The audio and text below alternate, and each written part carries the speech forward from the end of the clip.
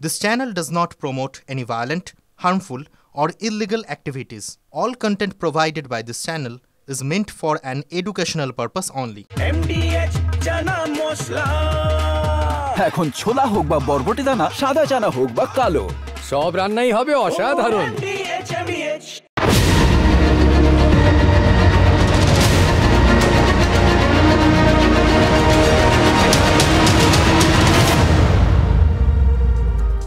দেখুন, ইহকাল যেখানে ঝরঝরে হয়ে যায় না, তখন মানুষ ওই পরকাল নিয়ে একটু বেশি আলোচনা করতে শুরু করে। আমাদেরও সেই হাল। আমাদের ওটাই মনে হচ্ছে যে আজকে ধরুন ওপারে, মানে ওই অন্য বিশ্বে আর কি, সেখানে যদি রবীন্দ্রনাথ এবং আলফ্রেড নোবেল দুজনে মুখোমুখি হতেই পারেন, একই জায়গায় যাবেন ধরে নিচ্ছি, তো দুজনের মধ্যে কীরকম কথাবার্তা হতো? রবীন্দ্রনাথের একটা লেখা নিয়ে হয়তো দুজনের মধ্যে একটু চর্চা হতো, তর্ক বিতর্ক হতো।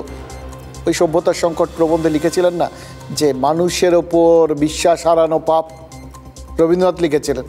এটা ডেফিনেটলি তাদের চর্চার বিষয় হতো এবং সেখানে কিছুতেই নোবেল রবীন্দ্রনাথের সাথে একমত হতে পারতেন না, কারণ তার নামটা জড়িয়ে দুজন এমন হুলুস্থুলু ফেলে দিয়েছে এই ধরাধামে, ডোনাল্ড ট্রাম্প আর মোহাম্মদ ইউনুস। তারপর আলফ্রেড নোবেল কি করে এই ব্যাপারটা নিয়ে মানুষের ওপর বিশ্বাস রাখতে পারেন বলুন তো? দুজন, এই যে ট্রাম্প শান্তির নোবেল পাবেন করছেন, মানে তার ইচ্ছে আর কি, কিন্তু না পেয়েই অশান্তি লাগিয়ে দিয়েছেন। এবার এমন অশান্তি লাগিয়েছেন তাতে নোবেল পাওয়ার পর যে কী করবেন কে জানে। আর এদিক থেকে ট্রাম্পের থেকে আরও এক ধাপ এগিয়ে গেছেন মোহাম্মদ ইউনুস। তিনি পেয়ে গেছেন শান্তির নোবেলটা। এবার পেয়ে গোটা বাংলাদেশেই অশান্তি বাঁধিয়ে দিয়েছেন।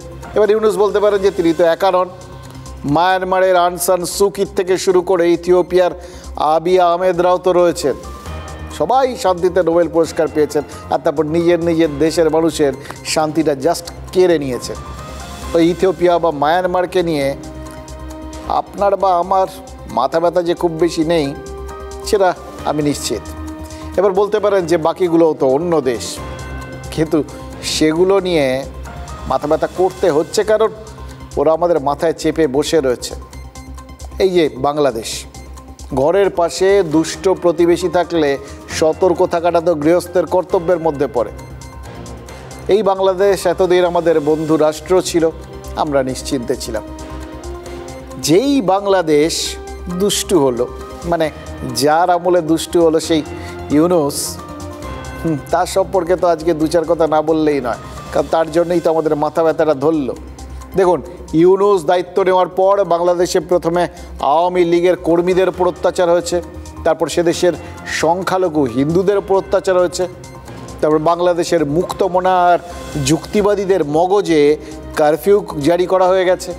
এবং এই সবকটাই হয়েছে ওই নোবেলে শান্তি পুরস্কারটা জয় করে ফেলা ওই ইউনুসের প্রত্যক্ষ এবং পরোক্ষ মদতে, যার সম্পর্কে বললে আলফ্রেড নোবেল হয়তো বলে উঠবেন নোবেল পুরস্কারটার ওপরেই ঘেন্না ধরে গেল মশাই।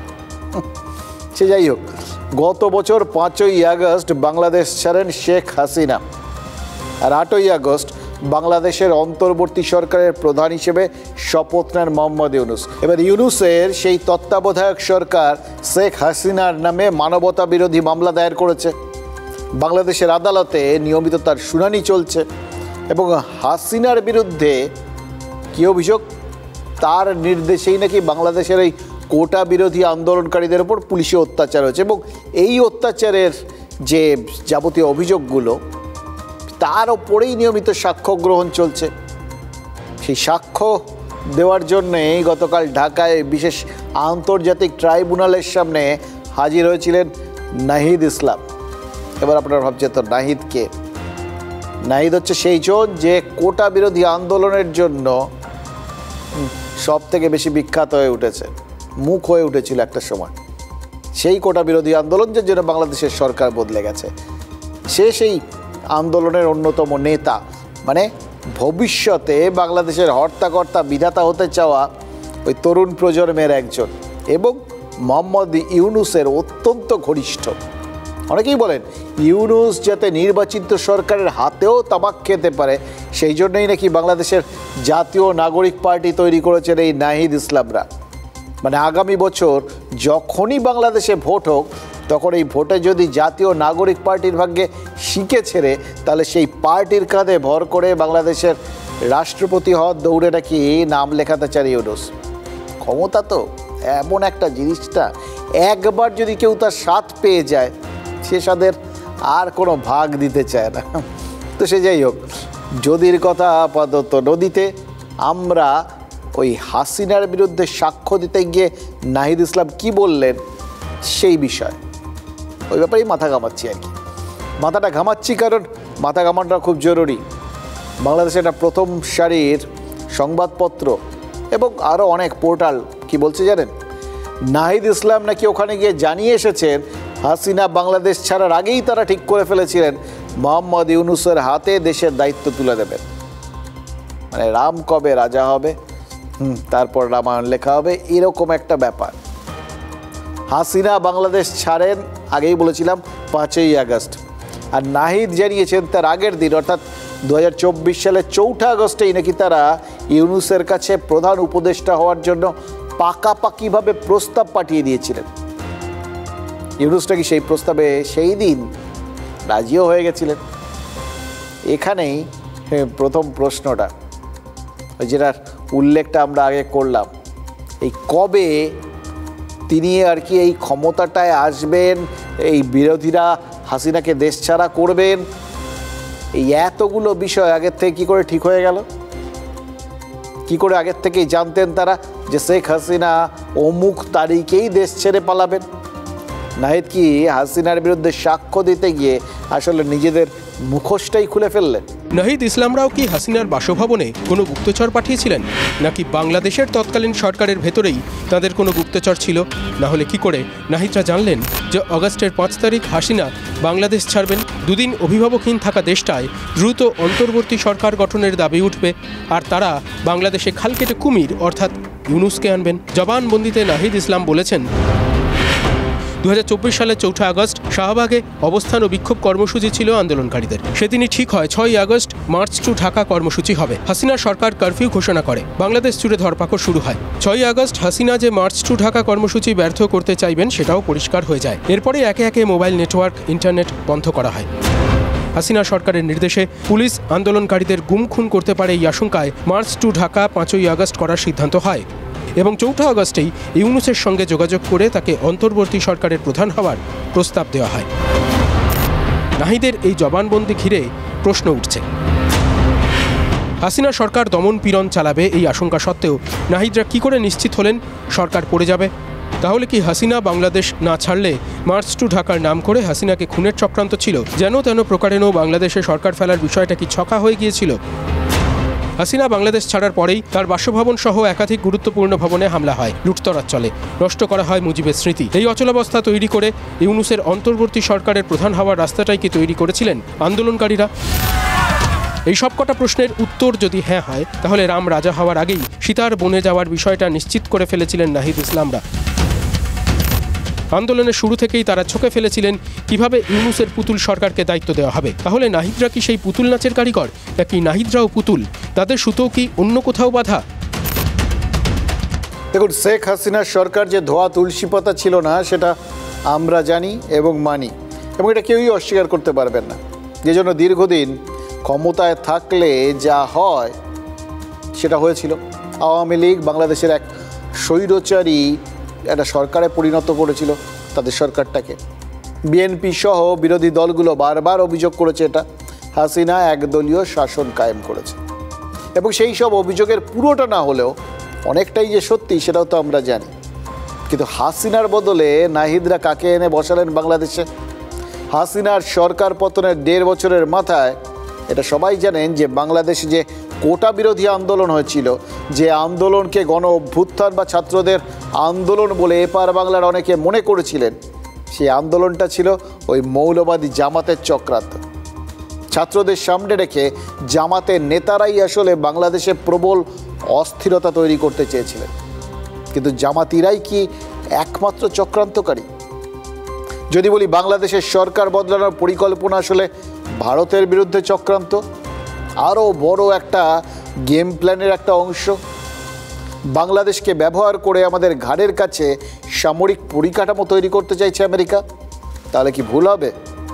ভুল যে হবে না তার জলজ্যান্ত প্রমাণ তো আমাদের হাতে রয়েছে। গত সপ্তাহের শেষে চট্টগ্রাম বিমান ঘাঁটিতে নেমেছিলেন আমেরিকার বায়ুসেনার ওই সুপার হাইকিউলিস বিমান থেকে একের পর এক কয়েকশো মার্কিন সেনা। রবিবার থেকে চট্টগ্রামেই এই মার্কিন সেনারা ঘাঁটি গেড়েছে, একটা হোটেলে উঠেছে। ইউনূসের সরকারের এই ব্যাপারে কিছু আলাদা করে বলার নেই। একটা চেষ্টা করেছিল তারা, কেন ভিনদেশি সেনারা তাদের দেশে এসে এইভাবে একটা হোটেলে উঠল। তারা বলেছিল দুদেশের যৌথ সামরিক মহড়ার জন্য নাকি মার্কিন সেনা এসছে। 15 থেকে 18 সেপ্টেম্বর এই 4 দিন মহড়া চলবে। এ পর্যন্ত সব ঠিক ছিল, কিন্তু নাহিদ যেরকম বলে ফেলেছে যে হাসিনা বাংলাদেশ ছাড়ার আগেই তারা ইউনূসের সঙ্গে পাকা কথা বলে ফেলেছিলেন, তেমনই বাংলাদেশের এক বড় নেতা তিনি সংবাদ মাধ্যমে লিখে ফেলেছেন আমেরিকার সেনাবাহিনী বাংলাদেশে আসার একমাত্র কারণ যৌথ মহড়া নয়, তারা বাংলাদেশের দুটো বায়ুসেনা ঘাঁটিকে নাকি আমূল বদলে দিতে চায়। আচ্ছা বলুন তো, আজ পর্যন্ত আমেরিকা বিনা স্বার্থে কারোর জন্য কিছু করেছে? হঠাৎ করে তারা এরকম ঘরের খেয়ে বনের মোষ তাড়ানোর মতো বাংলাদেশের বিমান ঘাঁটিগুলো সংস্কার করতে যাবে কেন? এবং যদি সেইটাই উদ্দেশ্য হয় তাহলে তারা ওই কারোর উপকারও করব, এইভাবে একটা হোটেলে এসে থাকবো, এটা হয় নাকি? আবার দেখুন, যদি বাংলাদেশ সরকারের কথা শুনি যে এরকম একটা জাস্ট যৌথ মহড়া হবে, যৌথ মহড়ার জন্য যারা আসেন তারা এরকম হোটেল টোটেলে থাকেন নাকি? সব দিক থেকেই মনে হচ্ছে এর পেছনে আরেকটা বড় পরিকল্পনা রয়েছে। কখন আপনি কাউকে হোটেলে রাখেন, রেখে তোয়াজ টোয়াজ করেন যখন তার কাছ থেকে কিছু পাওয়ার আছে, অথবা যে আপনার ওই আতিথেয়তার ওপর ভরসাই করে না, মনে করে ওই যোগ্যতাই আপনাদের নেই, তার থেকে ওখানে থাকার থেকে আমাদের হোটেলে থাকা ভালো। কোনটা ঠিক? হ্যাঁ, সেটা ওই আমেরিকানরা আর বাংলাদেশ সরকার জানে। কিন্তু এটা তো পরিষ্কার, এর মাধ্যমে কি অদূর ভবিষ্যতে বাংলাদেশকে ব্যবহার করে অন্য দেশকে বিরক্ত করার রাস্তাটা তৈরি করতে চায় আমেরিকা? আরও আছে, তারা যদি সত্যিই বাংলাদেশের সেনাকে প্রশিক্ষণ দেয়, তারা যদি সত্যিই ওখানে বিভিন্ন বিমান ঘাঁটিকে আধুনিক করে তোলে, তা সেটা তো নিজেদের স্বার্থে হবে। যে অন্য দেশেরকে মাথায় রেখে এই কাজগুলো আমেরিকা করতে চায়, সেই দেশটা যে ভারত নয় তার কোনো গ্যারান্টি আছে কি? আর এই জায়গাতেই তো আরেকজন পাকিস্তান, ওই বাংলাদেশের বর্দা, তার বিদেশমন্ত্রী ইশাক দার স্বীকার করে ফেলেছেন। এমন একটা স্বীকারোক্তি ওই নাহিদের মতোই আর কি, যে এই স্বীকারোক্তিটা আরেক জায়গায় গিয়ে কারুর না কারুর মুখোশ খুলে দিয়েছে। তিনি কি বলেছেন জানেন? অপারেশন সিঁদুরের সময় তৃতীয় পক্ষের হস্তক্ষেপ বরদাস্ত করেনি ভারত।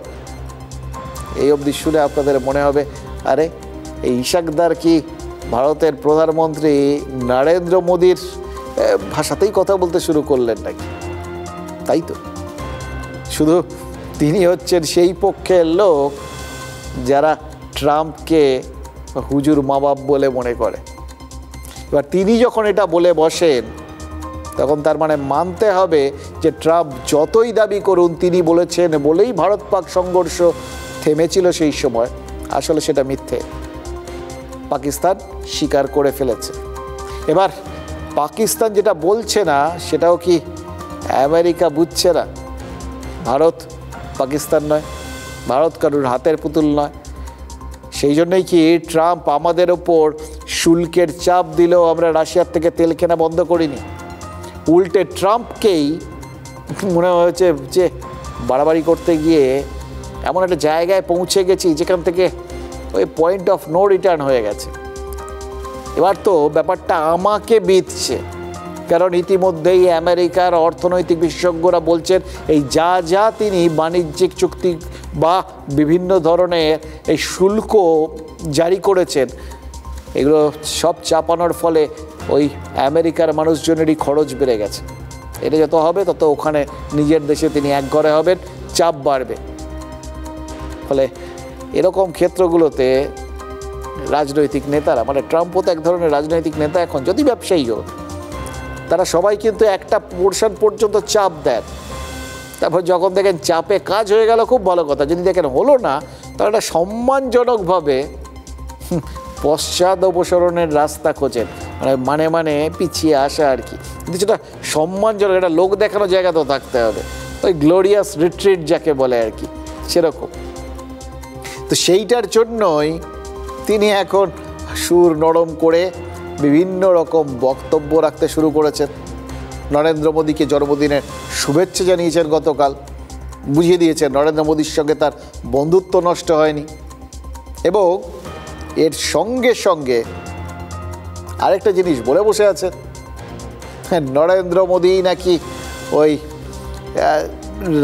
রাশিয়া এবং ইউক্রেনের যুদ্ধটা বন্ধের জন্য অনেক বেশি তৎপর, চেষ্টা চালাচ্ছেন। এবার এটা বলা মানে বুঝতে পারছেন, নিজে যে জিনিসের ওপর ভিত্তি করে ওই নোবেলের জন্য জোরালো দাবি করতে চাইছিলেন, সেই কৃতিত্বের একটা বড় অংশ মোদিকে দিয়ে দিচ্ছেন। এটা কি ওই মানে একটা গৌরবময়ভাবে পিছিয়ে আসার রাস্তাটা তৈরি করার জন্য? এবার এটা তো একটা পার্ট। আরেকটা দিক কি, চীনের মতোই ভারতকে কি একই সঙ্গে ঘিরে রাখতে চাইছে আমেরিকা? মুখে মিষ্টি মিষ্টি কথা বললো, তলায় তলায় কি অন্য পরিকল্পনাও নেই? সেজন্যই কি বাংলাদেশে ঘন ঘন মার্কিন সেনা আসছে? এবং এত কিছু করার জন্যই কি নাহিদদের ব্যবহার করে বাংলাদেশে ইউনুসের ঢোকার রাস্তাটা গত বছর আগস্টেই তৈরি করেছিল হোয়াইট হাউস? দেখুন কোথায় গিয়ে গড়িয়ে যায়। ইউনুস আর কতদিন ক্ষমতায় থাকবেন আমরা জানি না, তিনি এখনও ভোটের নির্দিষ্ট দিনক্ষণ ঘোষণা করেননি। কিন্তু আমেরিকা কি চাইছে যতদিন সম্ভব ওই ইউনুসের ওপর ভর করেই বাংলাদেশকে ভারতের বিরুদ্ধে কাজে লাগাতে? আর এটা জানেন বলেই কি আসিম মুনির অপারেশন সিঁদুরের পর বলেছিলেন এরপরের আঘাতটা তারা ভারতের পূর্ব দিকে হানবেন। দেখুন, মাঝ সমুদ্রে যদি জাহাজ উল্টায় না, তখন খড়কুটোকে আঁকড়ে ধরতে হয়, এটাই স্বাভাবিক। অপারেশন সিঁদুরে মারধর খাওয়ার পর পাকিস্তান তো সেখানে আমেরিকাকে আঁকড়ে ধরেছে মানে জাপটে ধরেছে। এই সেপ্টেম্বর মাসেই আমেরিকায় যাওয়ার কথা আসিম মুনিরের। এই সময় আমেরিকাতেই থাকবেন শাহবাজ শরীফও, থাকবেন তুরস্কের প্রেসিডেন্ট এরদোগান। এক এক করে দেশের নামগুলো যোগ করুন, পাকিস্তান, তুরস্ক, বাংলাদেশ এবং আমেরিকা। পহেলগাঁও হামলার পর পাকিস্তানে যখন আমাদের দেশে সেনা অপারেশন চালিয়েছে, তখন তুরস্ক পাকিস্তানকে সরাসরি সমর্থন করেছে, ড্রোন আর যুদ্ধ জাহাজ দিয়ে সাহায্য করেছে। বাংলাদেশ অপারেশন সিঁদুরের সময় ভারতের বিরুদ্ধে সোশ্যাল মিডিয়ায় যুদ্ধ চালিয়েছে। আর এদের পেছনে আমেরিকা কি মেঘনাদের ভূমিকা পালন করেছে?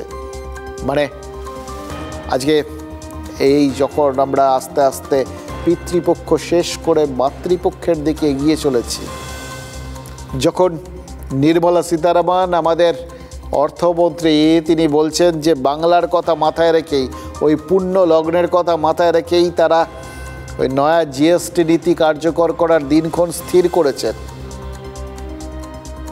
তখন আমরা মনে করছি আমাদের জন্য ভালো সময় আসবে, আমাদের জিনিসপত্রের দাম কমবে। আমরা একটা কল্যাণকর ভূমিকা দেখতে চাইছি সরকারের কাছ থেকে। আমরা নিজেদের জন্য একটুখানি সুস্থিতি, একটু হালকা চাপ অর্থনৈতিক হলেও দেখতে চাইছি। তখন কি কোথাও কোনো এক কূলে আমাদের সর্বনাশ যারা দেখতে চায় তারা ঘোঁট পাকাতে শুরু করেছে, ভাবতে হচ্ছে। বাংলাদেশের যে তথাকথিত গত বছর যেটা ছাত্রদের সংরক্ষণ বিরোধী আন্দোলন হয়েছিল, যেটাকে বলা হচ্ছিল বাংলাদেশের সেই কি আরব বসন্তের মতো বাংলাদেশ বসন্ত, এটা আমি প্রথম দিন থেকে বলেছিলাম। 5 আগস্ট থেকেই আমি বলেছিলাম যে এটা কোনো মতেই ছাত্রদের বিক্ষোভ হতে পারে না। এর পেছনে ডিপ স্টেট রয়েছে, এর পেছনে মৌলবাদী শক্তিগুলো রয়েছে, এর পেছনে পাকিস্তান এবং আইএসআই রয়েছে। দেখুন, ডিপ স্টেটের শিকড় কিন্তু অনেক গভীরে, এটা শুধু বাংলাদেশ নয়, ডিপ স্টেটের শিকড় পাকিস্তানেও রয়েছে, ডিপ স্টেটের শিকড় ভারতবর্ষেও রয়েছে। এখন সমস্যাটা হচ্ছে যে এটা নিয়ে কিন্তু এই যে ডিপ স্টেট এবং এই যে ষড়যন্ত্র, এটা কিন্তু ভারত সরকার বেশ কয়েকবার কিন্তু বাংলাদেশের প্রাক্তন প্রধানমন্ত্রী শেখ হাসিনা ওয়াজেদকে সতর্ক করেছিলেন, কিন্তু সম্ভবত উনি সেটাতে খুব একটা গুরুত্ব দেননি এবং তার পরিস্থিতি আমরা আজকে দেখতে পাচ্ছি। কি বাংলাদেশ আরেকটি সিরিয়ায় কনভার্ট হবে, যেখানে বিভিন্ন দেশ তাদের নিজেদের মিলিটারি সুপ্রিমেসি বাড়ানোর জন্য তাদের সাধারণ মানুষকে তাদের দেশের মাটিতেই ধরে ধরে মারবে। সেই সময়টাকে যদি বাংলাদেশ না দেখতে চায়, বাংলাদেশের উচিত অবিলম্বে সব রাজনৈতিক মাথাদেরকে এক জায়গায় নিয়ে একটি ভোট করাক এবং এই ভোটটা যতটা সম্ভব নিরপেক্ষ করাক এবং বাংলাদেশের সাধারণ মানুষের দেওয়া ভোটে বাংলাদেশের নমন সরকার নির্মিত হোক। দেখুন, আকাশে মেঘ দেখলে বৃষ্টির আন্দাজ করা যায়। আরব সাগরের পর বঙ্গোপসাগরের দিক থেকেও কি মেঘ ঘনাচ্ছে? ঘনাচ্ছে তো বটে, সত্যিকারের মেঘও তো ঘনাচ্ছে, এবং সেই জন্য শুনছি পুজোয় নাকি বৃষ্টির পূর্বাভাস আছে। এটা শোনার পর থেকে ওই ছোটো ছোটো প্যান্ডেলগুলোতেও তো ব্যস্ততা প্রবলভাবে বেড়ে গেছে, মানে তড়িঘড়ি বাঁশের স্ট্রাকচার রেডি হচ্ছে। এবার দেখুন, বৃষ্টি আর বাঁশ দুটোই দরকারি, আবার দুটোর গুঁতোই সাংঘাতিক। বাঁশ ব্যাপারটা বেশ মজার, কিন্তু একটা গাছ কত রকম কাজে যে লাগে আর ভেবে দেখুন, আর কত বিবিধ রকম তার মানে হয়। হ্যাঁ, কার্যকরী, এটা পরিষ্কার তো, কিন্তু লোকে বাঁশের ভয় পায়। এত কথা বলছি কেন? কারণ আজ বিশ্ব বাঁশ দিবস, জানতেন না তো? আর এই জন্যই তো প্রত্যেক দিন এমন কিছু কিছু কথা বলতেই হয়, যে কথাগুলো আপনাদের না বললেই নয়, আর যে বিষয়গুলো না জানলেই হয়। কয়েক বছর আগে আজকের দিনেই বিশ্ব বাঁশ কংগ্রেস হয়েছিল, সিরিয়াসলি হয়েছিল থাইল্যান্ডে। আজকেও পৃথিবীর বিভিন্ন দেশে বাঁশ নিয়ে সেমিনার হয়েছে। ভারতেও ব্যাম্বু ডেভেলপমেন্ট বোর্ড আছে, জানেন? আমাদের দেশেরও ব্যাম্বু ন্যাশনাল মিশন আছে। মানে সোজা কথা, বাঁশের তুমি বাঁশ দিয়ে যাচ্ছে না। এবার এগুলোর এতগুলো রকম বিভিন্ন রকম যে বাঁশ ঘটিত সংগঠন, তাদের দরকার কেন? বাঁশের উপকারিতা বোঝাতে। বেশ, তারা উপকারিতা বোঝাবেন, কিন্তু আপনি আমি সাধারণ মানুষ, আমরা তো আরেকটা দিক পরিষ্কার করে বুঝে গেছি বিভিন্ন রকমভাবে। সেটাকে অপকারিতাই বলুন বা কারুর জন্যে অত্যন্ত উল্টোমুখী কার্যকারিতাই বলুন, এটা বুঝতে গেলে অবশ্য কে আমাদের জন্য এই বাঁশটাকে উল্টো দিক থেকে ব্যবহার করছে, আপনাদের পাকিস্তানের দিকে তাকাতে হবে। একটা দেশ সারাক্ষণ তো আমাদের বাঁশ দেওয়ার জন্য বসে আছে। কতটা ভয় পেলে নিজের নিউক্লিয়ার প্রজেক্ট একটা অন্য দেশকে দিয়ে দেয় ভাবুন তো। পাকিস্তান সেটা করে। বাঁশের গুঁতোটা এই অপারেশন সিঁদুরে দেওয়া হয়েছিল, সেই থেকেই তাদের ভয়। পাকিস্তান সৌদি আরবের সঙ্গে একটা চুক্তি করেছে, বা চুক্তিটা কি? এবার থেকে পাকিস্তানের নিজস্ব পরমাণু শক্তি ওই সৌদি আরব ব্যবহার করতে পারবে। মানে কোনো দেশ তার সব থেকে গোপন কম্মটি আরেকটা দেশকে বিলিয়ে দিল, পরিবর্তে কী পাবে?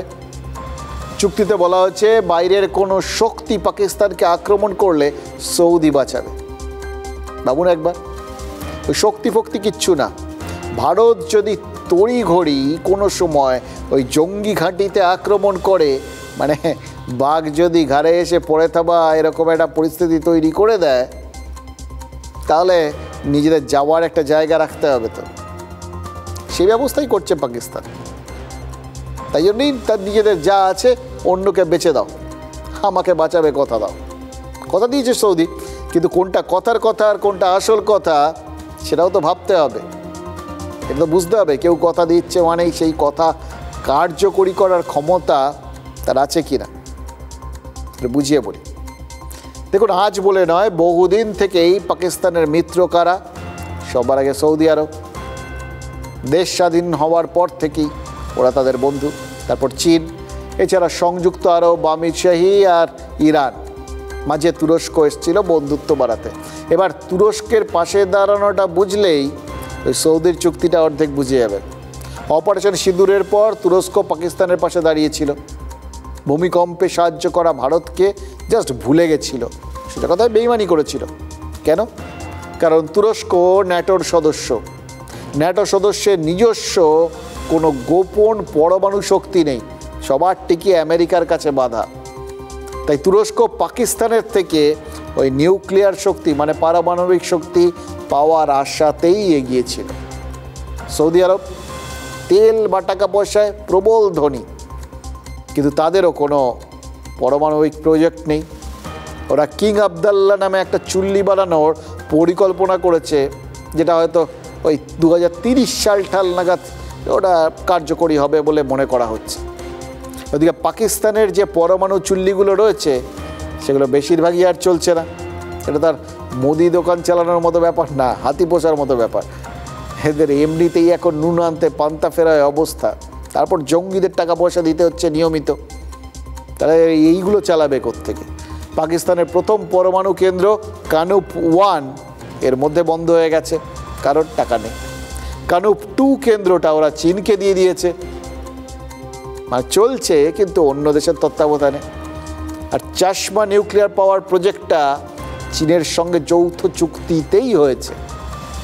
আর বাকি প্রজেক্টগুলো, ওগুলোতে আমেরিকার নজর পড়েছিল, কিন্তু ভারত আর চীনের জন্য পারেনি, তাই ঘুরপথে একটা রফা হয়েছে। ঘুরপথটা ওই সৌদি হয়ে পাকিস্তানে মিশছে, মানে উৎস ওই আমেরিকাই। কেন বলছি? একটু ভালো করে কান খাড়া করে শুনুন, একদম জলভাত হয়ে যাবে। অপারেশন সিঁদুর প্রথম কবে হয়েছিল? 7ই মে। পাকিস্তান অপারেশন সিঁদুরে সব থেকে বেশি ভয় কিসে পেয়েছিল? ওই কিরানা পর্বতে পরমাণু পরীক্ষা কেন্দ্রে হামলা যখন হয়েছিল, তার দোরগোড়ায় মিসাইল পড়তেই তো ত্রাহি ত্রাহি রব উঠেছিল ওদের। কারণ ওটা গেলে পাকিস্তানের হাতে আর ভাতে দুদিক থেকেই দেউলিয়া হয়ে যেত, আমাদের আর কিচ্ছু করতে হতো না। একা হয়ে যেত, ওরা তো ওই বালুচিস্তানি ইসলামাবাদ দখল করে নিত। তাই 7ই মের অপারেশন সিঁদুরে ওই নওয়াজ শরীফ সরকার জাস্ট কেঁপে গেছিল। তারপরেই ট্রাম্পের শরণাপন্ন হওয়া। এবার এতদিন ধরে সুযোগের অপেক্ষায় ছিল আমেরিকাও। টাইমিংটা খেয়াল করুন, 7ই মে অপারেশন সিঁদুর, 13ই মে সৌদি আরবে ডোনাল্ড ট্রাম্প, আর তারপর ঠিক 1 মাস পরে জুন মাসে হোয়াইট হাউসে ডাক পেলেন মুনির। নামের লাঞ্চ ডিনার যেভাবে দেখুন আর কি, সবই হয়েছে। কিন্তু সৌদিতে গিয়ে পরিকল্পনাটা কি হয়েছে সেটাই জানিয়ে দেওয়া হলো পাকিস্তানকে, হয় মেনে নাও নয় ভারতের হাতে মরো। এরপর 3 মাসের মধ্যে সৌদির কাছে সারেন্ডার করলো পাকিস্তান। সৌদিও চুক্তিটা করে ফেললো, কারণ অলরেডি মধ্যপ্রাচ্যে হামলা শুরু হতেই সৌদিও হয়তো ভাবলো নিজেকে রক্ষার তারও একটু পরমাণু শক্তি টক্তি থাকা দরকার, এবং সরাসরি আমেরিকাকে জড়িয়ে রাখা দরকার। এমনি এমনি তো আসবে না, কারণ আমেরিকা আবার ইসরায়েলের বন্ধু। সুতরাং বেচলো পাকিস্তান, কিনলো সৌদি। গোটা খেলাটায় জুজু একটাই, কি বলুন তো? ঠিক ধরেছেন, গোটা বিশ্বের কাছে আপাতত জুজু একটাই, ভারত। কখনো তার সেনা, কখনো তার অর্থনীতি, কখনো তার অস্ত্র ভাণ্ডার, আর কখনো তার অস্ত্র ব্যবসা। তাই যেটা হচ্ছে, মানে যেটাকে চারপাশে দেখছেন, সেটা হচ্ছে একটা বিরাট ভয়ের বাতাবরণ। ভারতের থেকে ভয়, ভারতকে ভয়। আর তাই জন্য ভয় পেয়ে সবাই যেটা করছেন সেটা হচ্ছে কিভাবে ভারতকে আটকানো যায় তারই পরিকল্পনা। পাকিস্তান এবং সৌদি আরবিয়ার মধ্যে যে strategic mutual defence pact sign হয়েছে, ভারত এটাকে খুব বেশি গুরুত্ব দিচ্ছে না, কারণ ভারত আর সৌদি আরবিয়ার মধ্যে যে রিলেশনশিপ শেয়ার করে, বোথ ডিপ্লোম্যাটিক্যালি অ্যান্ড বায়োল্যাটারালি খুব স্ট্রং। তো এই প্যাক্টে ভারতের ওপর কোনো এফেক্ট পড়বে বলে ভারত মনে করে না। এটা ইসরায়েলের জন্য হয়তো কিছুটা গুরুত্বপূর্ণ হলেও হতে পারে, তবে এই সময় ভারত যেভাবে, ভারতের স্টান্স জিওপলিটিক্যালি ভারত যেভাবে দাঁড়িয়ে আছে, সৌদি আরবিয়ার সঙ্গে আমাদের যে রিলেশনশিপ, স্ট্রং বন্ড, এই সময় এই প্যাক্টটা ভারতের ওপর কোনো এফেক্ট পড়বে না। সৌদি আরবিয়ার এই ট্রিটিটা পাকিস্তানের সাথে যদি শুধুই সৌদি আরবিয়া এবং পাকিস্তানের ট্রিটি হয় সেটা আমাদের কাছে ম্যাটার অফ অবজারভেশন, বাট যদি সেই ট্রিটিটার পেছনে আমেরিকার কোনো হাত থেকে থাকে তাহলে সেটা আমাদের কাছে ধিক্কারের বিষয়, এবং আগামী বিশ্ব ডিসাইড করবে যে এই ধরনের ট্রিটির মাধ্যমে আমেরিকা যেই বার্তাটা গোটা পৃথিবীর কাছে দিতে চাইছে সেটা কতটা নক্কারজনক এবং কতটা অগ্রাহ্য। কেউ বাঁশের গুঁতো দেবে আর সেই ভয়ে কেউ নিজের সর্বনাশ করবে, এটা হয় নাকি? এটা কি করে? ইতিহাস বলছে অবশ্য করে, কেউ ঠেকে শেখে, কেউ ঠেকেও শেখে না। 1979 সাল মধ্যপ্রাচ্য নয়, সরাসরি দক্ষিণ এশিয়ায় এগিয়ে এসেছিল সোভিয়েত ইউনিয়ন। আফগানিস্তানে সামরিক আগ্রাসন হবে, জাস্ট এই ভয়ে সোভিয়েত ইউনিয়নকে আশ্রয় দিয়েছিল আফগানিস্তান। মানে আজকের পাকিস্তানের মতোই তারাও সেই সময় সারেন্ডার করেছিল। এর পরিণাম কি? গোটা 1 দশক আফগানিস্তানে শুধু যুদ্ধ, হিংসা আর শরণার্থী সংকট আমরা টানা দেখে এসেছি। পাকিস্তান চীন আমেরিকার পর সৌদির কাছেও যে আত্মসমর্পণ করলো, কেন করলো? ভারত শাস্তি দিলে সৌদি বাঁচাবে? একদম না। তার সঙ্গে সঙ্গে তাদের হয়তো মনের মধ্যে এটাও ছিল যে সাম্প্রতিককালে ভারতের সঙ্গে সৌদির সম্পর্ক অত্যন্ত মাখো মাখো। গত বছরই আমাদের প্রধানমন্ত্রীর সাথে সৌদির যুবরাজের একটা বাণিজ্যিক চুক্তি হয়েছে। কত টাকার জানেন? 40 বিলিয়ন মার্কিন ডলার, প্রায় 3.5 লক্ষ কোটি টাকার ডিল। এটা তো একটা মাত্র চুক্তি, আরও বড় অনেক জায়গা আছে। ভারত সৌদির অন্যতম বড় তেলের ক্রেতা। এবার ক্রেতা যদি না থাকে তাহলে বিক্রেতা শূন্য, আর বড় ক্রেতাদের সবসময় ব্যবসায়ীর কাছে কদর আলাদা। এবং ভারত সৌদিকে সঙ্গে রেখেই ওখানে যে ইসলামী ইউনিয়ন রয়েছে তার মধ্যে কিন্তু নিজেদের বিরুদ্ধে যে একটা বৈমাতৃসুলভ আচরণ যাতে কোনোভাবে না হয় সেই জায়গাটা তৈরি করে ফেলেছে। ওই জায়গাটাই ভাঙতে চায় পাকিস্তান। সম্ভব হবে? এতগুলো দায়বদ্ধতা যেখানে রয়েছে সৌদির বা অন্যান্য দেশগুলোর, সেগুলোকে এড়িয়ে শুধু পাকিস্তান থেকে কিছু পাবে, দাঁড়াবে তারা পাশে? মনে হয় না। সৌদি আর যাই হোক কখনো ভারতের বিরুদ্ধে দাঁড়াবে না, কিন্তু পাকিস্তানের পরমাণু শক্তি, ওটা ইসরায়েলের মতো শক্তিধরকে রুখতে সৌদির দরকার। তাই পাকিস্তানের সাথে চুক্তি করেছে সৌদির যুবরাজ। ভারতের পর ফের পাকিস্তানে ঢুকে যদি জঙ্গি ঘাঁটি গুড়িয়েও দেয়, সৌদি কিন্তু সেটাকে নিজের ওপর হামলা বলবে না। এর আরও একটা কারণ আছে। সৌদির তেলে যেরকম পশ্চিমী দুনিয়ার নজর আছে, তেমন সৌদিরও ওই বললাম তাদের একটা ভয় আছে, পশ্চিমী দুনিয়া কখন কি করে ফেলে। তাই জন্যেই তাদের একটা বিকল্প রাস্তা সৌদি খুলতে চাইছে, ওই বেচা কেনার রাস্তা আর কি। সেটা করতে তাদের একমাত্র সহযোগীকে ভারত। আর ছোট উদাহরণ দিই, India middle east Europe economic corridor, সংক্ষেপে IMEC। এই করিডোরে ভারত আর সৌদি আরব, এই দুই দেশ ভবিষ্যতে তেলের বাজারের লক্ষ্যে একজোট হয়েছে। এগুলো কি পাকিস্তান জানে না? আলবাত জানে। তারপরেও এরকম অন্তঃসার শূন্য চুক্তি ওরা করছে কেন? কারণ দুটো। এক, পাকিস্তানের জনতা যারা ভারতের কাছে বারবার হেরে মানসিকভাবে বিপর্যস্ত, তারা যাতে গৃহযুদ্ধ বা গণবিক্ষোভের রাস্তায় না হাঁটে। আর দ্বিতীয় কারণ, ISI এর লালিত পালিত জঙ্গি গোষ্ঠীগুলোকে শান্ত রাখা। চুক্তিটা করে জঙ্গিদের বার্তা দেওয়া হলো, এই দেখো আর চিন্তা নেই, সৌদি আমাদের পাশে আছে, ভারত কিচ্ছু করতে পারবে না। এর এফেক্টও রয়েছে। ওই গুড়িয়ে যাওয়া ঘাঁটিগুলো ফের নতুন উদ্যমে তৈরির চেষ্টা চলছে। নতুন করে লাফানো শুরু হয়েছে লস্কর-ই তৈবার মতো শক্তিগুলোর। আর জিনিস জানেন তো, ওই প্রদীপ নেভার আগে জ্বলে ওঠে। আমাদের কিন্তু মনে হচ্ছে এক্ষেত্রেও সেরমই কিছু ঘটতে চলেছে। এই যে থ্রেটগুলো ওনারা করছেন, ভারতবর্ষ আপনাদের কাছে অনেক বড় একটা সাবজেক্ট হলো, আপনারা ভারতবর্ষের কাছে 3 থেকে 4 মিনিটের সাবজেক্ট। একটা ব্রাহ্মসে যদি আপনাদের নাম লেখা থাকে, that is enough for your future. দেখুন, পাকিস্তানের সাথে সৌদি আরবের চুক্তি আর বাংলাদেশে মার্কিন সেনার উপস্থিতি, মিল কোথায়? প্রথম মিল হচ্ছে দুটোই ভারতের পক্ষে বিপজ্জনক। চীন আর পাকিস্তানের সঙ্গে ভারতকে তো ঘর করতে হয়, এটা তো প্রতিবেশী। এবার যদি বাংলাদেশের মাধ্যমে পূর্ব দিকের প্রতিবেশীটা আমেরিকা হয় তাহলে তো সমূহ বিপদ। দ্বিতীয় মিল কোথায়? মিল হচ্ছে নিউক্লিয়ার আমব্রেলা, পরমাণু ছাতা, যে ছাতা এই উপমহাদেশে ছিল না, এবং আমেরিকার ছাতার ছায়া এবার যে ভারতীয় উপমহাদেশে পড়বে সেটার একটা আঁচ পাওয়া যাচ্ছে। ইউক্রেনে যেটা করতে পারেনি আমেরিকা, সেটা কি বাংলাদেশের সুবাদে এই উপমহাদেশে করবে? ভারতের হাত থেকে বঙ্গোপসাগরের নিয়ন্ত্রণ ছিনিয়ে নেওয়ারই কি এটা কৌশল? 1943 সালের 21শে অক্টোবর সিঙ্গাপুরে বসে ব্রিটিশ আর আমেরিকার বিরুদ্ধে যুদ্ধ ঘোষণা করেছিলেন নেতাজি সুভাষচন্দ্র বসু।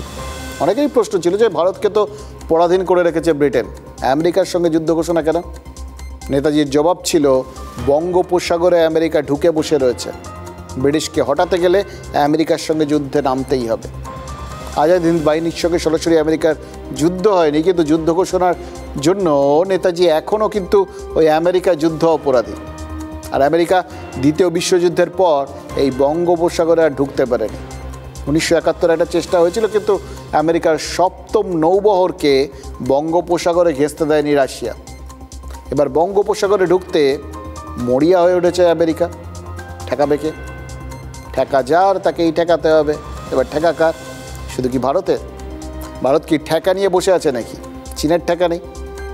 আমেরিকা যে বঙ্গোপসাগরে ঢোকার জন্য এতদিন সিঙ্গাপুরে ঘাপটি মেরে বসে রয়েছে, সেখানে বসে বসে কার ওই তেলের রুটে কুদৃষ্টি দিচ্ছে সেটা কি চীন জানে না? তাই তো চীনের প্রাক্তন প্রেসিডেন্ট হু জিনতাও 2002 সালে মাল্লাকা ডিলেমা বলে একটা থিসিস পেপার লিখেছিলেন। এবার সিঙ্গাপুরের প্রধানমন্ত্রী কদিন আগে ভারতে ঘুরে গেছেন। ভারতের সঙ্গে সিঙ্গাপুরের মাল্লাকা চুক্তি রয়েছে, তাতে মালাক্কায় নজরদারি আর টহলদারি চলবে ভারত। সেই নজরদারিতে আমেরিকার এয়ারক্রাফট ক্যারিয়ারও নিশ্চয়ই থাকবে। তাই আমেরিকা বঙ্গোপসাগরে ঢোকাটা একদম মানে প্রবলভাবে বাস্তব হয়ে দেখা দিচ্ছে। হাসিনাকে বিদায় করে তাই জন্য ইউনুসকে সিংহাসনে বসানো হয়েছে। সেন্ট মার্টিন দ্বীপে এবার যন্ত্রপাতি বসাচ্ছে। সেন্ট মার্টিন দ্বীপটা কোথায়? আন্দামান সাগরে, আন্দামান নিকোবরের খুব কাছে। সেখানে ভারতের কি রয়েছে? ভারতের থিয়েটার কমান্ড রয়েছে। তার মানে ওই কমান্ডে ভারতের নৌসেনা, বায়ুসেনা, স্থলসেনা এবং উপকূলরক্ষী বাহিনী একসঙ্গে কাজ করে। ওই থিয়েটারে যেরকম সব অভিনেতা অভিনেত্রী নিখুঁত স্ক্রিপ্টে অভিনয় করেন, তেমন চীনের বায়ুসেনা, নৌসেনা, স্থলসেনা নেই। চীনের 5টা থিয়েটার কমান্ড রয়েছে, রাশিয়ার 4টে থিয়েটার কমান্ড রয়েছে, আমেরিকার 9টা থিয়েটার কমান্ড রয়েছে। ভারতও থিয়েটার কমান্ড তৈরি করতে চায়। ওই জন্যই তো 15ই সেপ্টেম্বর ওই যে ফোর্ট উইলিয়ামে প্রধানমন্ত্রী নরেন্দ্র মোদী সামরিক সম্মেলনের উদ্বোধন করলেন। তাতেও তো ওই থিয়েটার কমান্ড নিয়েই কথা হয়েছে বলে শোনা যাচ্ছে। এদেরও শোনা যাচ্ছে যে বিমান বাহিনীর প্রধান অমরপ্রীত সিং তিনি নাকি ওই থিয়েটার কমান্ডের ভাবনায় খুশি নন। বলেছেন যে আমেরিকা চীনের নকল করতে গেলে ঠকতে হবে, আমরা যেমন পারি তেমনই যুদ্ধ করা উচিত। মানে ন্যাশনাল থিয়েটারের শহরে, হ্যাঁ ন্যাশনাল থিয়েটারে ওই কমান্ডের আইডিয়াটা গতি পায়নি। তাহলে ন্যাশনাল সিকিউরিটির কী হবে? বাংলাদেশের মোহাম্মদ ইউনুস যেমন উঠতে বসতে উত্তর পূর্বাঞ্চলের প্রসঙ্গ তোলেন, তেমনই বারবার চিকেন স্নেক বা শিলিগুড়ি করিডোরের প্রসঙ্গটাও তো তোলা হয়। ওই সংকীর্ণ ভূভাগ উত্তর পূর্বাঞ্চলের সঙ্গে ভারতের সড়ক যোগাযোগের একমাত্র মাধ্যম। সেখানে এই রংপুরে লালমনিরহাট বিমান ঘাঁটি চীনকে দিয়ে দিয়েছে বাংলাদেশ, মানে ভারতের ক্ষতি করার উদ্দেশ্যেই দিয়েছে। এবার আমেরিকাকেও ডেকে এনেছে। তাছাড়া নিয়মিত বাংলাদেশ থেকে কাতারে কাতারে লোক ভারতে ঢোকার চেষ্টা করছে, বিভিন্ন রাজ্যে ধরা পড়ছে। তা নিয়ে রাজনীতি যাই হোক, অনুপ্রবেশ যে জাতীয় সমস্যা তাতে তো কোনো দ্বিরুক্তি নেই। এই জাতীয় নিরাপত্তার প্রসঙ্গেই ভেসে উঠছে উত্তরবঙ্গকে আলাদা করার দাবি। খুব জোরালো নয়, আবছাভাবে রাজনৈতিক অঙ্ক মাথায় রেখে ফিসফাস করে আলোচনার ছলে প্রসঙ্গটা তোলা হচ্ছে। উত্তরবঙ্গ বঞ্চনার শিকার, তাকে আলাদা রাজ্যের স্বীকৃতি দেয়া হোক, এই দাবি গৈরিক শিবির থেকে বারবার উঠেছে। জন বার্লা যখন বিজেপিতে ছিলেন ও কেন্দ্রে মন্ত্রী ছিলেন তখন তিনি এই দাবি করেছিলেন। অনন্ত মহারাজ কোচবিহারের স্বায়ত্তশাসনের দাবি তুলেছিলেন। দার্জিলিংয়ের রাজু সিং বিস্ট ঘুরিয়ে ফিরিয়ে বলেছেন বিজেপির একাধিক নেতার মুখে শোনা গিয়েছে। বিধানসভায় বিজেপির স্বপ্নভঙ্গের পর বিজেপির নেতারা আর উত্তরবঙ্গের বঞ্চনার কারণ দেখিয়ে রাজ্যভাগের দাবি তোলেননি। কিন্তু ঝাড়খণ্ডের বিজেপি সাংসদ নিশিকান্ত দুবে লোকসভায় জাতীয় নিরাপত্তার প্রসঙ্গ তুলেছিলেন। তিনি সাঁওতাল পরগনার জনবিন্যাস বদলে যাওয়ার প্রসঙ্গ তোলেন। বিহারের 4 অঞ্চল সাঁওতাল পরগনা ও মালদা মুর্শিদাবাদকে নিয়ে কেন্দ্রশাসিত অঞ্চল গঠনের প্রস্তাব লোকসভায় পেশ করেন, যা কার্যত বঙ্গভঙ্গেরই নামান্তর। ভারতের নিরাপত্তার প্রশ্নেই স্ট্র্যাটেজিক কারণে আবারও শিরোনামে উত্তরবঙ্গ এবং উত্তর পূর্বাঞ্চল। উত্তরের চিকেন নেক, শিলিগুড়ি, কিষানগঞ্জ সহ এই বিস্তীর্ণ এলাকা। এর আগে অতীতে বারবার বিভিন্ন সময়ে এই উত্তরবঙ্গ বা উত্তর পূর্বাঞ্চলকে টার্গেট করা হয়েছে। একদিকে বাংলাদেশে অস্থিরতা, অন্যদিকে প্রতিবেশী চায়না, সেন্ট মার্টিনে আমেরিকা এবং পাকিস্তানের ঢোকার চেষ্টা। যখন সার্বিকভাবে এই পরিস্থিতি, তখন দেশের অখণ্ড নিরাপত্তার প্রশ্নেই কিন্তু নতুন করে ভাবনা চিন্তা শুরু হয়ে গিয়েছে। নিশিকান্ত দুবে যে কথাটা বলেছিলেন সেটা এখন প্রধানমন্ত্রী নিয়ম করে প্রতি জনসভায় বলছেন। লালকেল্লা থেকে স্বাধীনতা দিবসের ভাষণেও সেই অভিযোগ করেছেন। সেটা হলো অনুপ্রবেশকারীরা নিয়ম করে সীমান্তবর্তী এলাকার জনবিন্যাস বদলে দেওয়ার চেষ্টা করছে। প্রধানমন্ত্রী কংগ্রেস ও সঙ্গী দলগুলির বিরুদ্ধে অনুপ্রবেশকারীদের বাঁচানোর অভিযোগ এনেছেন এবং ঘোষণা করেছেন শিগগিরই জনবিন্যাস কর্মসূচি ঘোষণা করা হবে। বিহারে এসআইআর হয়েছে, এরপর পশ্চিমবঙ্গে হবে, তারপর গোটা দেশে হবে। তাছাড়া আর কোন কর্মসূচির কথা বলছেন প্রধানমন্ত্রী? জনগণনা নাকি নিশিকান্তের পরামর্শ মতো কোনো পদক্ষেপ? এখানেই উত্তরবঙ্গকে কেন্দ্রশাসিত অঞ্চল করার জল্পনাটা হাওয়া পাচ্ছে, যদিও প্রকাশ্যে এটা নিয়ে কেউ ঝেড়ে কাশছেন না। নিরাপত্তাকে নিশ্চিদ্র করতে 3 বাহিনীর সঙ্গে বৈঠক করছেন প্রধানমন্ত্রী নরেন্দ্র মোদী। আর সেই জায়গা থেকেই উত্তর পূর্বাঞ্চলের এই রাজ্যগুলোকে নিয়ে নতুন করে কেন্দ্রশাসিত অঞ্চল গঠন করা সম্ভব কি না তা নিয়েও ভাবনা চিন্তা একটা শুরু হয়ে গেছে। যদিও এই ভাবনা চিন্তা সামনে আসতেই তাকে ঘিরে রাজনৈতিক চাপানুতরও শুরু হয়ে গেছে। আপনি বলছেন যে ইউনিয়ন টেরিটরির কথা, তো কেন্দ্রশাসিত অঞ্চল করার অধিকার সম্পূর্ণভাবে কেন্দ্র সরকারের মধ্যে আমার কাছে আছে। তো কেন্দ্র সরকার দেশের নিরাপত্তার স্বার্থে যখন যা উপযুক্ত ব্যবস্থা নেবেন, এবং আপনারা নিশ্চিন্ত থাকুন যে অপারেশন সিন্দুর করা, সার্জিক্যাল স্ট্রাইক করা প্রধানমন্ত্রী, এমনকি ট্যারিফ যুদ্ধে আমেরিকাকে ঠান্ডা করা প্রধানমন্ত্রী শ্রী নরেন্দ্র মোদী এবং স্বরাষ্ট্রমন্ত্রী হিসেবে অমিত শাহর হাতে এই নিরাপত্তার দায়িত্ব আছে।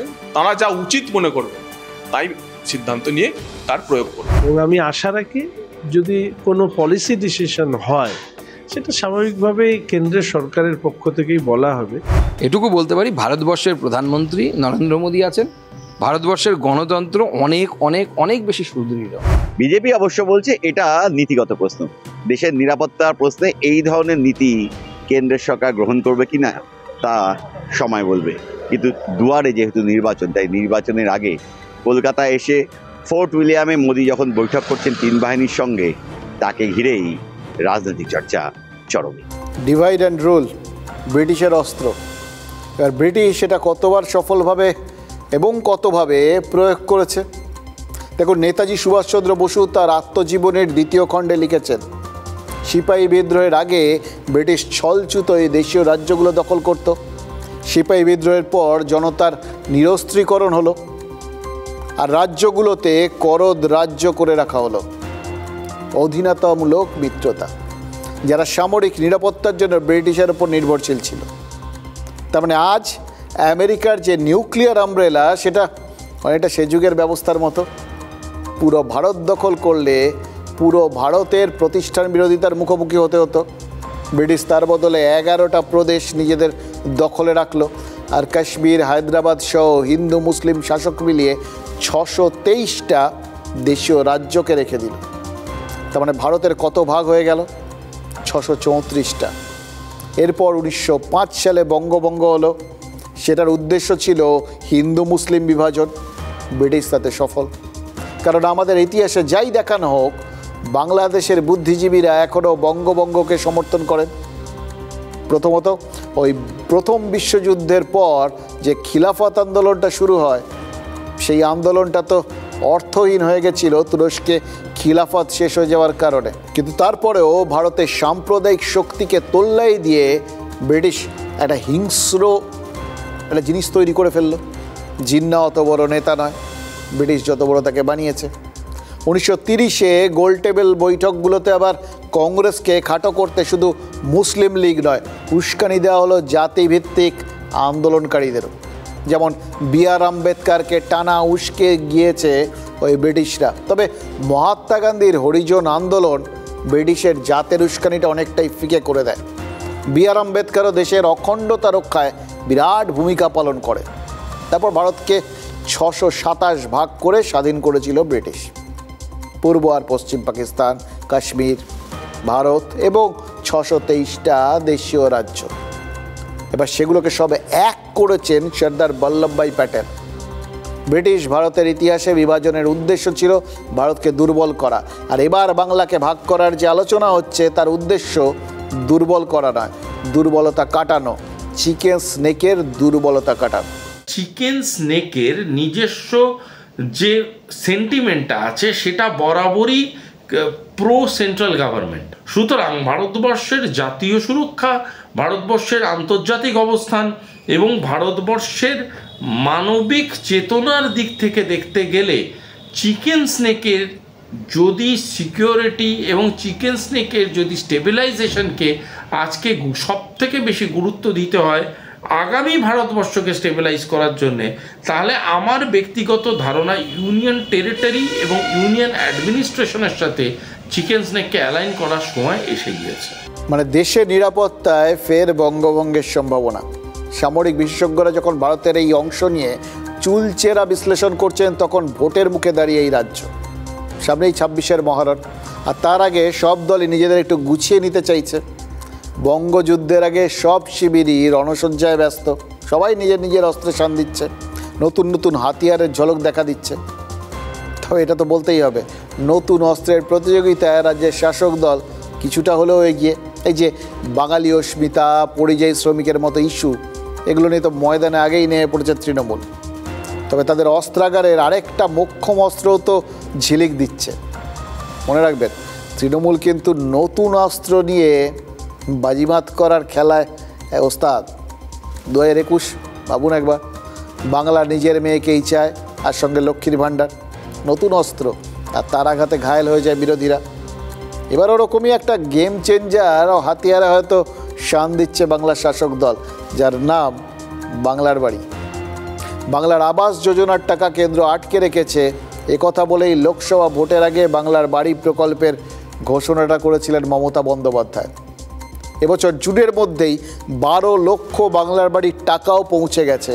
এবারে আরও 16 লক্ষ বাংলার বাড়ি তৈরির উদ্যোগ নিয়েছে রাজ্য। প্রথম কিস্তি চলতি বছরের ডিসেম্বরে, আর দ্বিতীয় কিস্তি আগামী বছর মে মাসে। কী বুঝলেন? প্রথমে 11 লক্ষ, এবারে 16 লক্ষ। মানে ভোটের আগেই রাজ্যের প্রায় 28 লক্ষ পরিবার এই প্রকল্পের সুবিধা পাবেন। আরেকটা কথা, আগে প্রধানমন্ত্রী আবাস যোজনার 60% কেন্দ্র দিত, 40% দিতে হতো রাজ্যকে। নিয়ম কি ছিল? বাড়ির বাইরে প্রধানমন্ত্রীর ছবি সেঁটে ওই PM আবাস যোজনা লিখতে হবে। তাই 40% টাকা দিয়েও রাজ্য কোনো ক্রেডিট পেত না। কিন্তু বাংলার বাড়িতে 100% টাকাই তো রাজ্য দিচ্ছে, সুতরাং কৃতিত্বটাও 100% দাবি করে বসবে রাজ্যের শাসক দল। সাথে কি বলছি, ওই 26-এর ভোটে শাসকের এই ব্রহ্মস মানে ব্রহ্মাস্ত্র হতে পারে বাংলার বাড়ি। হয়তো সেটা বুঝেই এখন থেকেই কাটমানির আর স্বজন পোষণের অভিযোগটা বিরোধীরা তুলতে শুরু করে দিয়েছে। 21-এর ভোটে হারার পর থেকে প্রতিহিংসা নিয়ে বাংলার মানুষের বাংলার বাড়ি বন্ধ করে দিয়েছে, বাংলা আবাস যোজনার টাকা বন্ধ করে দিয়েছে মোদীর সরকার। মমতা ব্যানার্জির সরকারকে তার নিজের কোষাগার থেকে টাকা বরাদ্দ করে দিতে হচ্ছে। প্রত্যেকটা ইনস্টলমেন্ট পেতে হলে 25,000-30,000 টাকা করে দিতে হচ্ছে। কাকে দেবে? যে মানুষ ছাদ নেই, যে মানুষের ঘর নেই, তাকে না তৃণমূলের বুথ লেভেলের নেতাদেরকে বলা হচ্ছে তোমাদের কিছু পাইয়ে দেওয়ার ব্যবস্থা করছে। অনুদান এবং ভাতাকে সামনে রেখে একটা রাজ্য মানুষের অর্থনৈতিক অবস্থার পরিবর্তন করতে পারে না। মমতা ব্যানার্জির বক্তব্যকে আরেকবার স্মরণ করাতে হয় যে প্রতিশ্রুতি মানেই হচ্ছে প্রতারণা। এখন ভোটের আগে বাংলার বাড়ি নিয়ে বাড়তি অ্যাডভান্টেজ পেতে যাচ্ছে রাজ্যের শাসক, আর তার পাল্টা হিসেবে শাসকের বিরুদ্ধে দুর্নীতির অভিযোগকেই হাতিয়ার করতে চাইছে বিরোধীরা। মানে আবাস যোজনা নিয়ে তাদের পুরনো অভিজ্ঞতা থেকে ওই কাটমানি, স্বজন পোষণ এগুলো হতে পারে এটা ভেবেই অভিযোগটা তারা তুলে ফেলেছেন। কিন্তু এটা হতে পারে এটা তো শাসক দলও জানে। তাই জন্যই তারা নাকি সেই অভিযোগটা মোকাবিলার রাস্তাও আগের থেকে ঠিক করে রেখেছে, যার জন্য বেশ কিছু তারা ব্যবস্থা নিয়েছে, মানে নবান্ন ব্যবস্থা করেছে, যেগুলো হয়তো ওই স্বচ্ছতাটা বজায় রাখতে সাহায্য করবে। যেমন ধরুন ওই জিও ট্যাগ করা হবে, বাড়ির ভিডিও রেকর্ডিং আপলোড করতে হবে মোবাইল অ্যাপে, মানে অনেক রকম পরিকল্পনা আর কি। একটু উচ্চমার্গীয় পরিকল্পনা, কিন্তু তাতে দুর্নীতি কতটা ঠেকানো যাবে সেটা নিয়ে যতই সংশয় থাকুক, দুর্নীতির অভিযোগের মোকাবিলা সেটা ঠিক করা যাবে। যত জোরালো সব টেকনিক্যাল ব্যাপার স্যাপার করে দুর্নীতি মোকাবিলার জন্য ব্যবস্থা করা হয়েছে বলা হবে, লোকে তো এইভাবে বলছে যখন এই সমস্ত হাইটেক ব্যাপার, তো তারপরে এবার ঠিক ধরে ফেলবে, এবার আর কোনো দুর্নীতি নেই, এটাই তো যথেষ্ট। ভোটের আগে এর বেশি আর কে চায়? দেখুন, আবাস যোজনা বা বাংলার বাড়ি এই সমস্ত প্রকল্পগুলোয় সরকার দেশের মানুষের মাথা গোজার ঠাঁই করে দেওয়ার দায়িত্ব নেয়, তখন কিন্তু এর 180 ডিগ্রি উল্টো ছবি এ রাজ্যে। দেখুন, এই পর্যন্ত যদি দেখেন বা শোনেন আপনাদের মনে হবে এবার মানুষের জন্য কিছু করাটাকেই হয়তো সরকার তাদের ট্রাম্প কার্ড বলে মনে করছে, হতে পারে। কিন্তু মানুষের জন্য করাটা কি খুব সিলেক্টিভ, এই দিকে হবে আর এদিকে হবে না, সব ক্ষেত্রে সবাই কিছু করতে পারবে না। দেখুন, এলাকার মানুষ তারা দীর্ঘদিন ধরে ব্রিজ চাইছেন, সরকার রাগ করেনি। এলাকার মানুষ ঠিক করেছেন তারা নিজেরা তাহলে দায়িত্ব কাঁধে তুলে নেবেন, নিজেরাই ব্রিজ ঠিক করবেন, ব্রিজ তৈরি করবেন। এ পর্যন্ত হলেও নয় ঠিক ছিল, কিন্তু দেখা গেল সেক্ষেত্রে আবার খানাকুলে প্রশাসন বাধা হয়ে দাঁড়িয়েছে, অ্যালাউ করেনি। মানে বাসিন্দারা নিজেরা যখন কাঁধে তুলে নিতে গেছে, নিজেরা নিজেদের কাজটা করে নিতে চাইছে, নিজেদের চাহিদা নিজেরা পূরণ করতে চাইছে, তখন প্রশাসন বলছে না, সেটা তো হবে না। তাহলে ভাবতে পারছেন, নিজেদের কাজ নিজেরা করার দাবি নিয়েও তাই বিক্ষোভ অবরোধে রাস্তায় নামতে বাধ্য হয়েছেন সাধারণ মানুষ। এর থেকেই পরিষ্কার, জানেন তো, কে কতটা কার কথা ভাবে। সরকারের করে দেওয়ার কথা ছিল, দেয়নি। সরকার করে দিচ্ছে না বলে মানুষ আন্দোলনে নামতে পারতেন, নামেননি। তার বদলে তাদের মনে হচ্ছে এই সমস্ত করে অনেক সময় নষ্ট হবে, নিজেরা করে নি, সেটাতে আবার সরকার বাদ সাধছে। এর থেকে উলট পুরার আর কিছু হতে পারে না।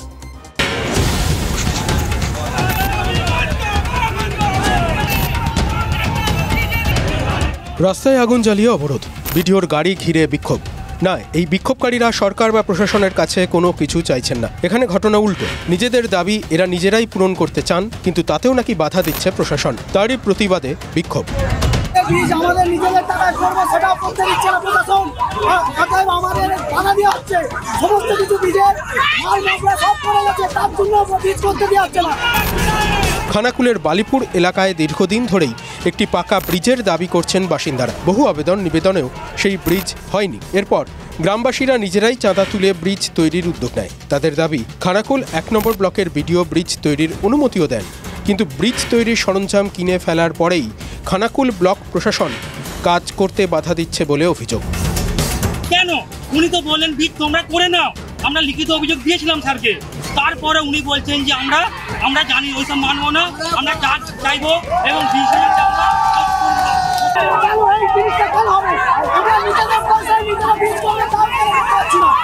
মানুষ নিরুপায় হয়ে নিজেদের পয়সা দিয়ে, মেয়েরা তাদের লক্ষ্মী ভাণ্ডার দিয়ে, প্রত্যেকটা বাড়ি থেকে চাঁদা দিয়ে সব মালপত্র এসে গেছে, তারা নিজেরাই ওই জন্য ব্রিজটাকে করে নিতে চায়। এই দাবিতে খানাকুলের চিলাডাঙ্গি পুরো সড়ক বাঁশ দিয়ে আটকে আগুন জ্বালিয়ে বিক্ষোভ দেখান গ্রামবাসীরা। আটকে দেওয়া হয় বিডিওর গাড়িও।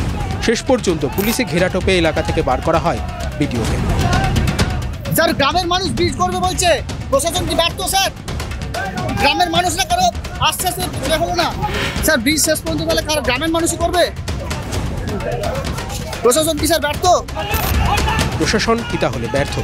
সেই উত্তর না দিয়েই বাধ্য হয়ে এলাকা ছাড়েন বিডিও।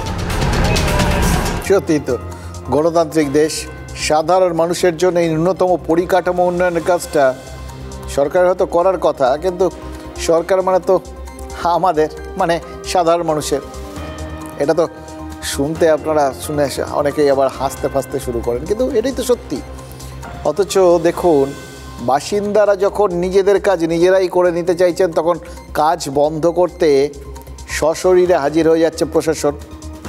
একটা কথা আছে না, ভাত দেওয়ার মুরদ নেই কিন্তু কিল দেওয়ার গোসাই, এও তো অনেকটা সেরকম।